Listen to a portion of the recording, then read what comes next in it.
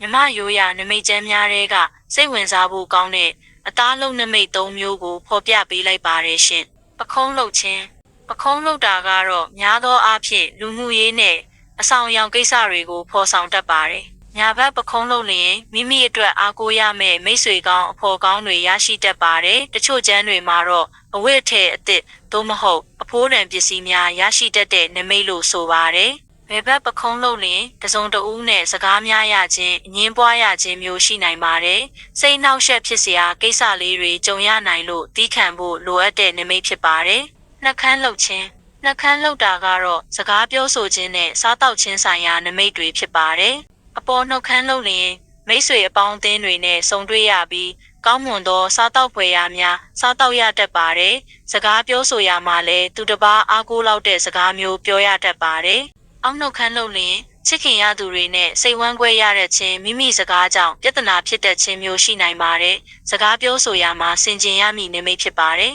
။နားလှုပ်ခြင်းနားပူခြင်းနားနဲ့ပတ်သက်တဲ့နမိတ်တွေကတော့သတင်းစကားကြားရခြင်းနဲ့ဆက်ဆက်နေပါတယ်။ညာဘက်နားလှုပ်လျင်ဝေးလံတဲ့အရက်ကဆွေမျိုးမိတ်ဆွေများထံမှသတင်းကောင်းကြားရတတ်ပါတယ်။မိမိကိုချီးမွမ်းတဲ့စကားမျိုးကြားရတတ်တဲ့နမိတ်ကောင်းဖြစ်ပါတယ်။ဘယ်ဘက်နားလှုပ်လျင်မလိုလားအပ်တဲ့သတင်းစကားသို့မဟုတ်စိတ်နှောက်ယှက်ဖြစ်စရာသတင်းအမှားမျိုးကြားရတတ်ပါတယ်။မိမိအပေါ်မကောင်းကြံစီသူရှိနိုင်လို့သတိထားရမည့်အခြေအနေမျိုးဖြစ်ပါတယ်။ဒီနမိတ်တွေကရှေးလူကြီးတွေလက်ဆင့်ကမ်းခဲ့တဲ့အယူအဆတွေဖြစ်လို့ဘ ഹു တုတအဖြစ်မှတ်သားထားနိုင်ပါတယ်ရှင်။နောက်ထပ်ဘလို့အကြောင်းအရာမျိုးကိုသိကျင်ပါသေးလဲရှင်။